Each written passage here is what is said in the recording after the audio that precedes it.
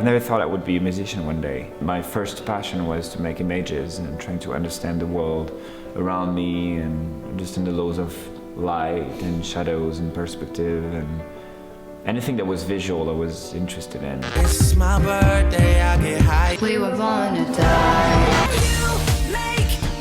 And then when I started to really make films, I just found out that I was frustrated because I couldn't make the music that was going with it. I was like, I'm gonna try for my first short films to direct the score. And that's how I built the first sounds of Woodkid, I would say. Run, boy, run. This world is not meant for you. Run, boy, run.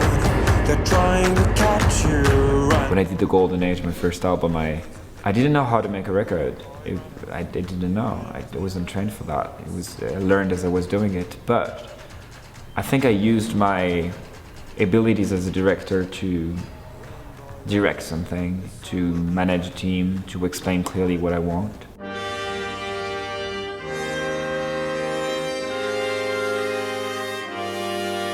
There's a big difference between making a film and making a song, which is when you have an idea for a film, there are a lot of steps in the process that distract you from the original idea or deform it or filter it. When I sing and as I started to discover my voice, I found out that on a creative level, those steps they didn't exist. When I'm singing, it's connecting straight to the heart, I would say.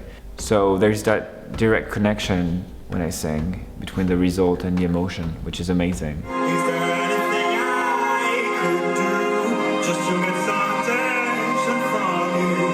In the ways I've lost every trace of you. But where are you? Well, the show it's a lot about trying to push emotions as much as I can. Happiness, sadness, nostalgia, anger, violence. That's what the life is about.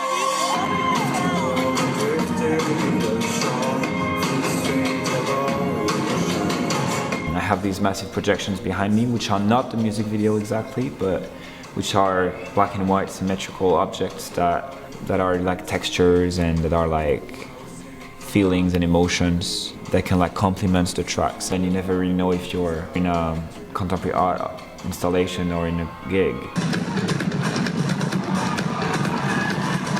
I've done pop music, but when I was in the studio, I was like, I don't want to use pop instruments because then it's going to be too literal. I don't want to use any guitars, no bass, no classical pop rock drums. So I went for the orchestra, I went for the tribal beats, for the hip hop beats. I tried to mix things that made sense to me and that would make my music sound a little different, but it wouldn't be pop music. So at the end, it doesn't sound like pop. It doesn't sound like a song that would easily go on the radio. But I think that people start to buy it because there's something that they think belongs to them.